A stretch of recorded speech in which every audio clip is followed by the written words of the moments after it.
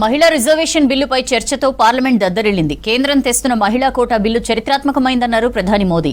చట్టసభల్లో రిజర్వేషన్ మహిళల హక్కని చెప్పారు. రాష్ట్రాలు, ప్రాంతాలు అనే తేడా లేకుండా పారదర్శకంగా అమలు చేస్తామని తెలిపారు. కేంద్రం తెస్తున్న డీలిమిటేషన్ బిల్లుతో ఏ రాష్ట్రానికి అన్యాయం జరగదన్నారు కేంద్ర మంత్రి అమిత్ షా.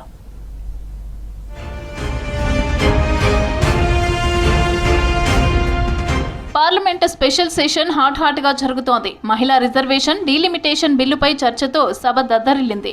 లోక్సభలో మహిళా కోటా బిల్లుపై ప్రధాని మోదీ మాట్లాడారు. ఈ బిల్లు చారిత్రాత్మకమైందని చెప్పారు. చట్టసభల్లో రిజర్వేషన్ మహిళల హక్కని, దాన్ని ఎవరూ కాదనలేరని అన్నారు. మహిళా కోటా అమలులో జాప్యం చేసేదే లేదన్నారు.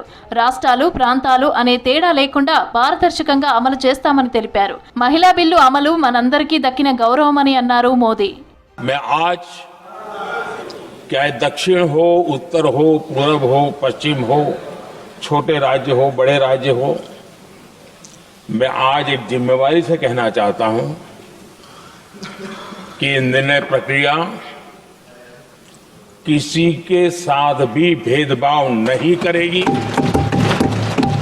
ये निर्णय प्रक्रिया किसी के साथ अन्याय नहीं करेगी। మహిళా రిజర్వేషన్ బిల్లును విపక్షాలు రాజకీయం చేయొద్దన్నారు ప్రధాని మోదీ. చట్టసభల్లో మహిళలకు 33% రిజర్వేషన్తో దేశంలో ప్రజాస్వామ్యం మరింత బలోపేతం అవుతోందని చెప్పారు. బిల్లును వ్యతిరేకించిన పార్టీలను ప్రజలు క్షమించరన్నారు. మహిళా రిజర్వేషన్ను 30 ఏళ్ల క్రితమే తేవాల్సిందన్నారు. బిల్లు వెనక ఎలాంటి స్వార్థం లేదని, విపక్షాలు తప్పుడు ఆరోపణలు మానుకోవాలన్నారు మోదీ. जो आज विरोध करेंगे उसको लंबे समय तक कीमत चुकानी पड़ेगी, लंबे समय तक कीमत चुकानी पड़ेगी। और इसलिए राजनीतिक समझदारी भी इसी में है कि हम ग्रासरूट लेवल पर महिलाओं की जो पॉलिटिकल लीडरशिप खड़ी हुई है उसको आपने अब कंसीडर करना पड़ेगा। మహిళా బిల్లులో ఓబీసీ, ముస్లిం మహిళలకు ప్రత్యేక కోటా ఇవ్వాలన్న ఎస్పీ ఎంపీ అఖిలేష్ యాదవ్ మాటలు ఖండించారు కేంద్ర మంత్రి అమిత్ షా. మతం ఆధారంగా సీట్లు కేటాయించడం, చట్టసభలో రిజర్వేషన్లు కల్పించడం రాజ్యాంగ వ్యతిరేకమన్నారు. మతపరమైన రిజర్వేషన్లను రాజ్యాంగం అంగీకరించబోదన్నారు షా. मान्यवर, हमारा संविधान किसी भी प्रकार के धर्म के आधार पर आरक्षण की कतई मंजूरी नहीं दे रहा। और मैं फिर से संकल्प सरकार का बताता हूं कि धर्म के आधार पर मुस्लिमों को किसी भी प्रकार का आरक्षण गैर संवैधानिक है, इसका सवाल ही पैदा नहीं होता है।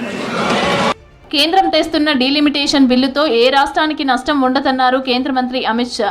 దక్షిణాది రాష్ట్రాలకు అన్యాయం జరుగుతుందనేది అబద్ధమని చెప్పారు. తెలంగాణ, ఏపీ, తమిళనాడు, కర్ణాటక, కేరళలో 50% ఎంపీ సీట్లు పెరుగుతాయని తెలిపారు. తెలంగాణలో కొత్తగా 9, ఏపీలో 13 ఎంపీ సీట్లు వస్తాయన్నారు షా.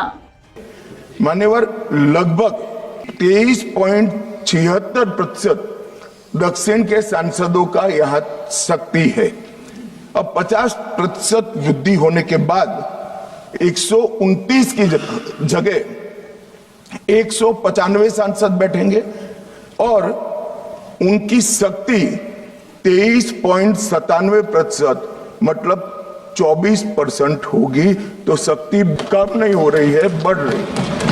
డీలిమిటేషన్ పై విపక్షాలు తప్పుడు ప్రచారం చేస్తున్నాయన్నారు అమిత్ షా. అవాస్తవాలు చెబుతూ ప్రజలను ఆందోళనకు గురి చేస్తున్నాయని విమర్శించారు. దక్షిణాది రాష్ట్రాల్లో ఎంపీ సీట్లు పెరిగితే మంచిదేనని చెప్పారు. పార్లమెంటులో సౌత్ ప్రాధాన్యం తగ్గుతుందనేది అబద్ధమన్నారు.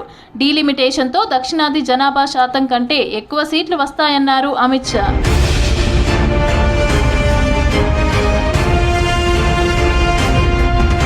మహిళా రిజర్వేషన్, డీలిమిటేషన్ బిల్లులపై చర్చ కోసం పార్లమెంటు ప్రత్యేక సమావేశాలు నిర్వహిస్తోంది కేంద్రం.